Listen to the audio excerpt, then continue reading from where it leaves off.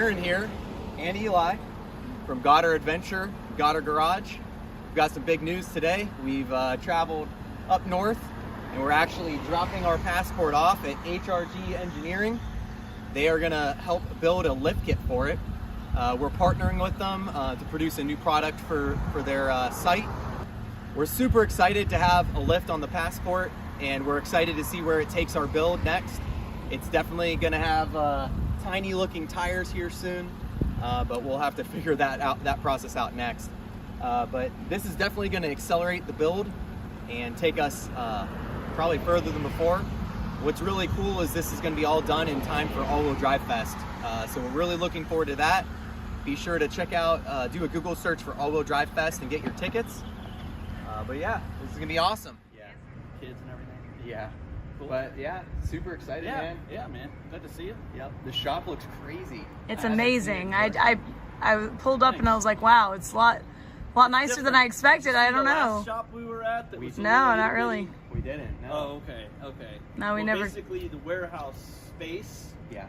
in this building is as big as the entire old shop. Yeah. Wow. So it's amazing. It's much more room here. Yeah, I can't wait to dig into this thing. Yep. Oh, it's brand new. You'll be cracking the. Yeah. All right, just don't break anything. Are you just kidding? So when you're building a lift, I guess for like our vehicle, one of the things that I'm curious about, I guess, is how we compensate for the like ride height. Like I guess my weight fluctuates a lot. You go from loaded camping to with the family of 5. So how do you recommend kind of balancing that? Well, I would absolutely keep the factory rake in place. A lot of people want it level. I don't want it level ever. Just for looks. And I always tell them, like, look, dude, if you put anything in the back, it's going to look ridiculous. So there's built-in factory rake, typically like an inch or so. So if you're loaded, it won't sag too much. Although they're not really built like a pickup truck. If you've seen a pickup truck, there's a shitload of rake.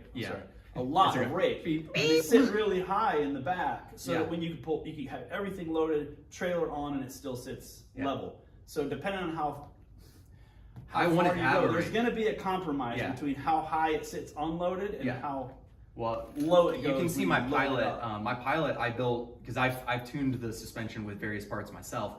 It definitely has a rake, and I can't put air springs in my Passport. I have air springs in my Pilot. That helps a lot.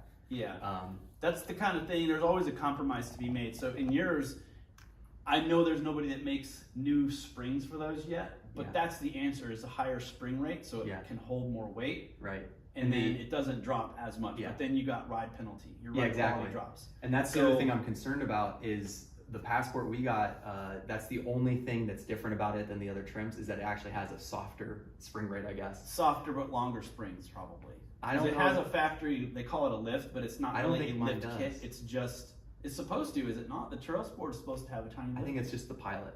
I think the Passport is still pretty much a trim difference. I'll have to fact check that one. Fact check it. Basically, that was the idea, is that they have a softer spring for off-road compliance, but it's also a longer spring, so you have more height. Okay. So, I don't know. Maybe you could do a stock Passport spring back there. Ridgeline is, I think, what people do. They put the Ridgeline in there. Okay, so there you go. But I guess in the short term, if you could consider maybe building that rake, maybe even bolstering a smidge. I would probably, we can experiment a little bit. Okay. And what I could do is throw one in, we could take a look, see if it's, what you want. The other idea I had adjust it. was, how long are the studs normally that you have out the top? Do you know? Are they just... and I don't even know what it looks like, but I'm assuming it's got a top hat. I want to say the Passport doesn't use studs. Okay. You'll drop bolts in from the top. And that was my question. Is it possible to have smaller spacers that we could put on top of the hat or not? Oh, like shims. Shims. Yeah, we have those actually. Yeah. But so that could be a solution to because I have a unique need, which is like I do tow a pontoon boat sometimes. Right. So maybe for me, and I don't mind doing the work, but maybe having some shims that could do plus or minus an inch or something. Yeah, you could do shims on the top and the bottom of the spacer, so effectively give an extra half an inch of spacer, which is more than a half an inch of lift because of the geometry. So if you wanted to get like an inch more height, you could just pop two. There's also diminishing returns on the spacer anyways, because you can keep pumping, but when you're towing, it's still going to squat it down. Yeah, it's of the weight spring carrying rate. capacity limitation of the spring. Exactly, sure. exactly. So you can't really overload it and expect it to just work, you know. Okay. Hey guys. But yeah, that's what I was thinking. I am not a level car person. Like, I see that and I'm like, I put my family in it alone and it's squatting. And I do not like the Carolina squat. I am from South Carolina, but I pay extra for that. No, gross. I do not like that. I guess had one question because Aaron's, done stuff to the Pilot and stuff, and because he lifted it so high with various methods, it would sometimes break the axles. Is there like a certain amount that you're supposed to? I think I figured that out at this point. Is there like a certain ratio or like thing that you're supposed to keep it under in order to keep it not breaking? For sure. So you want to keep the axle angle less than 15 degrees. That's kind of like the outer limit. Yeah. So you got to think about the axle has an operating range, and when you lift without doing any kind of subframe adjustment, you're past that range when it's at full droop. Right. So in other words, let's say you're coming off an obstacle, you got a wheel in the air, and it's all the way down, and it's turning, and then you turn the steering wheel too. That just is beyond the range of its intention. So you got a compromise with the axle operating range, but you get that little extra bit of ground clearance. So that's the compromise. You want more ground clearance? Well, you got to be careful when you're fully extended out so that it doesn't bust Sure, that makes sense. But usually they'll hold up to that. Usually they'll hold up to just 1.5 inches. On our Pilot, it was the sway bar. If you remove the sway bar on my Pilot, it let the thing just drop. Yeah, that's true. For me personally, right now I'm running the sway bar again. I lose some of the suspension travel, but I don't bust my axles. Yeah. So.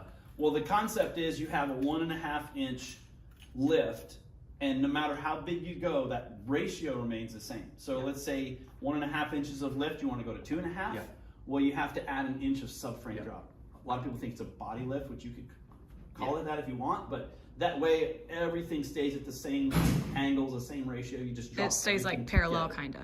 Yes. That's the same front and then you get tires to get more clearance underneath the subframe. Exactly. Yes, exactly.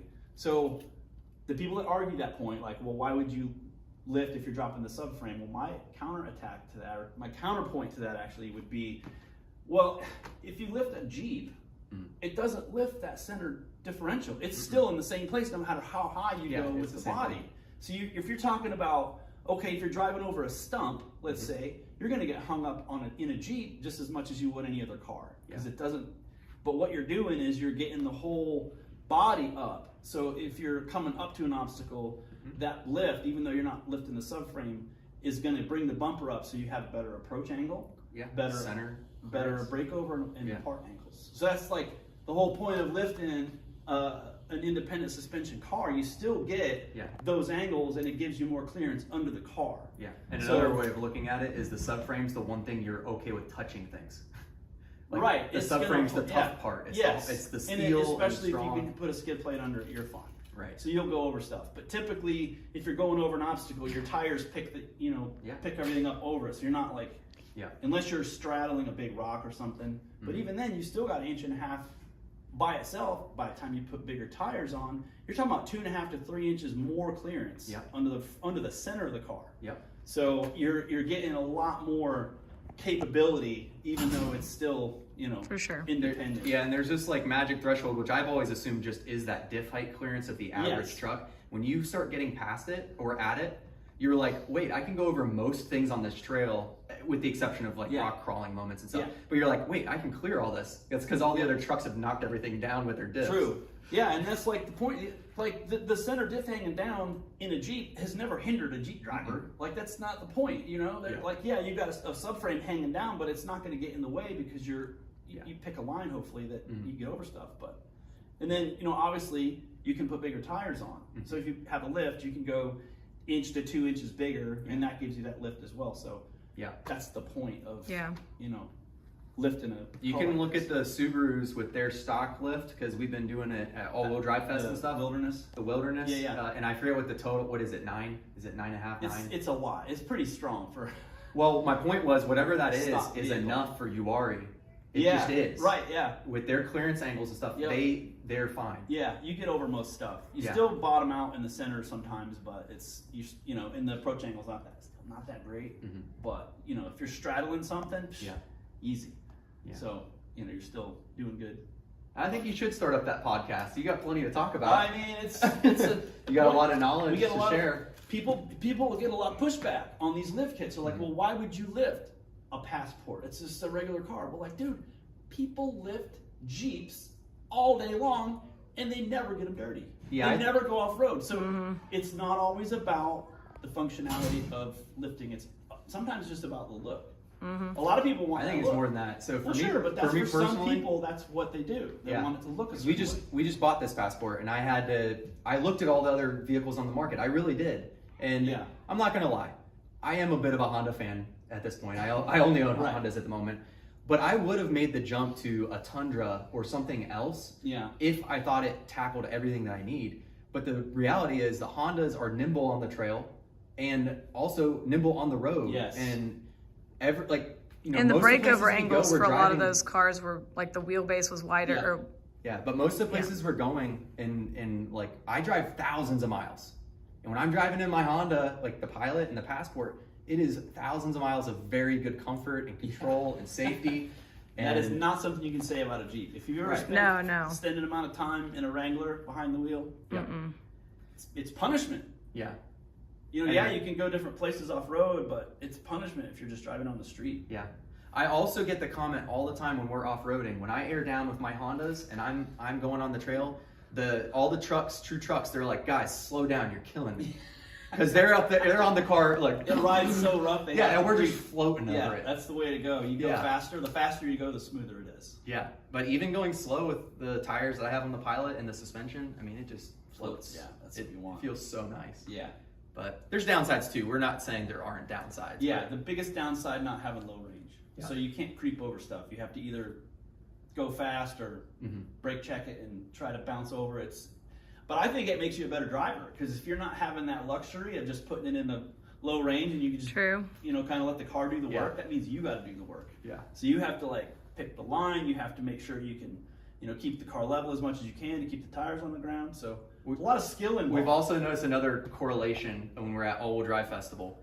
The Hondas, every single person has a grin that's from ear to ear, and all the built rigs are like, yeah, you ever see people in the Jeep, they're always frowning. Yeah, and the side-by-sides, they're never smiling. It's like, this is not good enough. I'm not airborne, I'm not having fun. Yeah, exactly. Yeah. We've had so many people too, like we had a couple videos that we've posted or whatever, and then like all the time people will just be like, man, I love the Honda, I can't believe you're bringing that thing out here, way to go. Like, it's like, or you clear something that a Jeep had a hard time with because you drive. We had one guy be like, if the Jeep or if the Honda makes it, go out and buy a Honda. And then he's like, all right, everybody, I guess you got to go out and buy a Honda. In that particular it was video, funny. The guy said, the Jeep ahead of us, he goes, he put on a clinic. It was a real slick clay climb, right? He goes, this Jeep did it perfect. Everything perfect. He made it. And I was behind him in my Pilot. I did happen to have the, Yokohama G003 mud terrain tires. I'm sure that helped in the clay. Anyways, I nailed it, and the guy couldn't believe it. You know, he was totally expecting me to get high-centered, stuck hard. It was so funny the other day too. We were driving just on the road, and some guy like who had just bought a Honda Ridgeline pulls up next to us and is like, "Put your window down." And so we like he motioned, and we like put the window down, and then he's like, "Man, aren't these Hondas awesome? I mean, everybody wants to buy all these stupid Chevys and blah blah blah or whatever." And he was like bashing all the other like American brands and stuff. And then he's like, They're like this. The Honda is like the best right here or something. It was so funny. They're so nice on the road. Yep, and then they have good capability, decent mileage, and you can take them off road. To an extent. So they just don't win any particular category on paper. They don't have the best gas mileage. They have terrible gas mileage compared to the others. The hybrids and the whatever 4-cylinder supercharged ones. But all I know is that Passport for us, like, it feels so nice to drive. It's a joy. Like. Good. That's awesome. I can't wait to tear into it. All right. Well, don't tear into it too much. We still got to drive it home and stuff eventually. We got a week. No promises. Yeah. Check out this awesome shop tour of the new HRG off-road facility. Super sweet. So this is basically the space we're kind of growing into, but the whole old shop was as big as this area here. Yeah. So we had all of our machinery and all of our inventory, packing area, everything. And where we worked on the cars was in there too. Wow. So half the time we were having to work in the parking lot, but got a lot more space to expand here. It's really nice. So this is like a packing area where everything that comes out of the powder coating area gets processed through here. So all the lift spacers get like and they're bagged all up. that sick green color. That's so awesome. That's like my favorite. The green whole color. place. It was blue before. No, so I'm saying like all the powder coating is in green too. Yeah, that's our corporate color. So I know, I like it. I like it a lot. Make everything that color.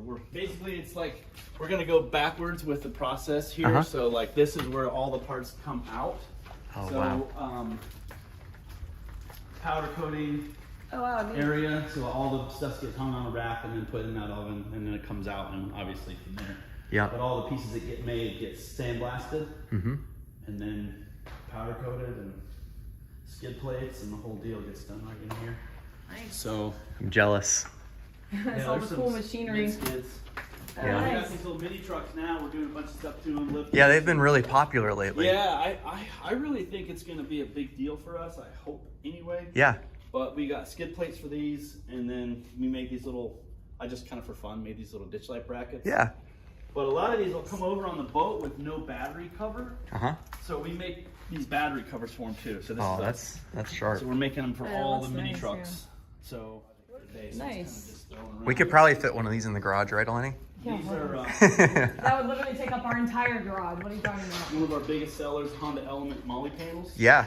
So these come off, they get bent, and then they get processed, powder coated, and all that. So Yeah. That's awesome. take flat steel and cut those out. So And then Aaron this- said you're planning on maybe making some of those too. I want to, yeah. I mean, hopefully we'll have time. Yeah, I think so.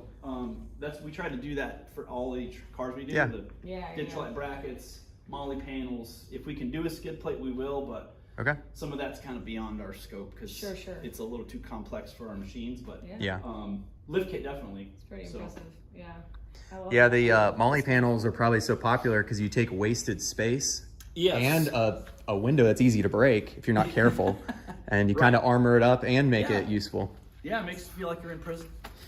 But yeah, Only our dog. These are really popular for a lot of the cars that we do. Yeah. So, this machine here cuts the tubing, so all the pieces that go in the middle of the two plates. I like the little HRG. So I like it the basically little just thing up cuts them there. off. Oh yeah, a little storage rack. So this will run a whole 25-foot piece of pipe in about 30 minutes. Oh wow. It slices them into little pieces. Oh wow.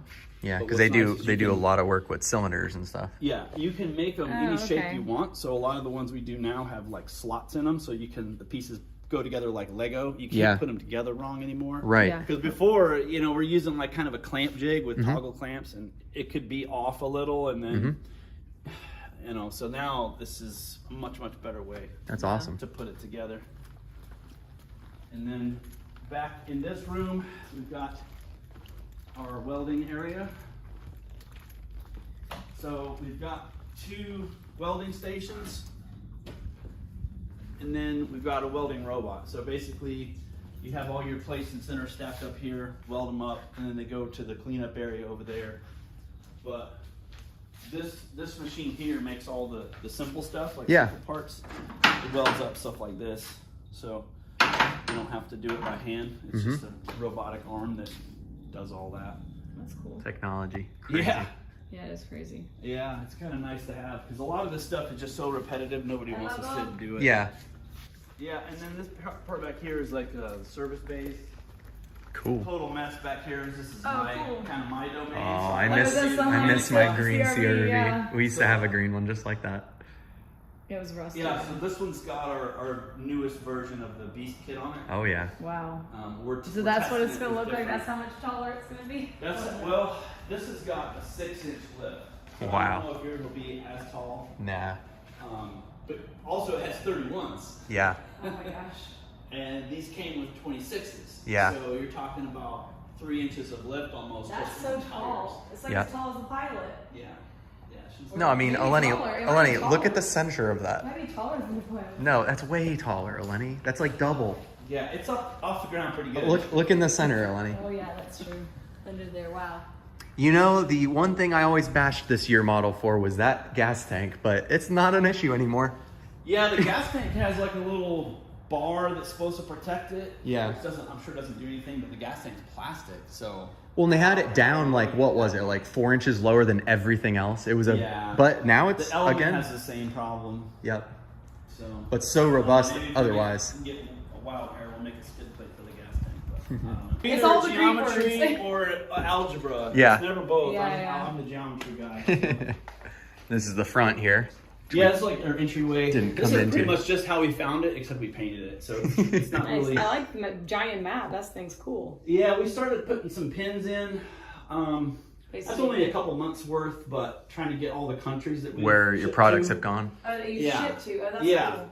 So there's, I think, 57 countries now that we ship to. Wow.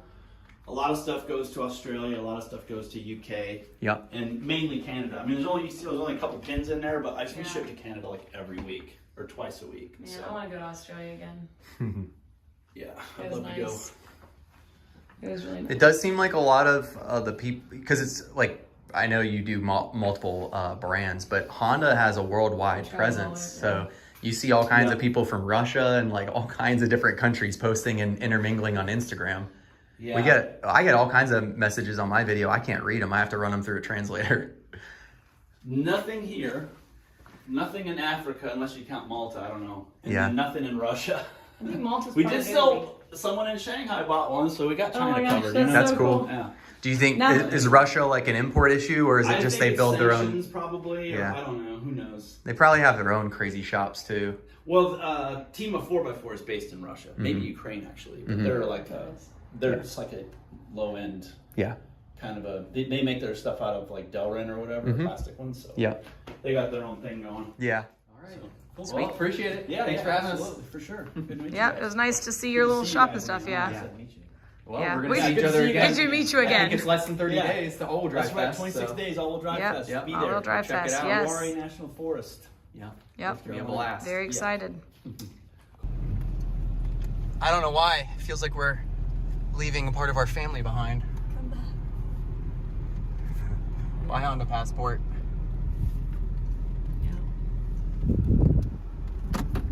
Ugh. Power steering is not working so hot for the Pilot right now. Cool.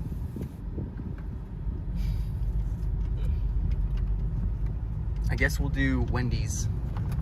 That way we can eat on the road a little bit more easily. Well, it feels good to be in the Pilot again for another journey. So we will keep the Passport in our thoughts. And in the meantime, enjoy our Wendy's.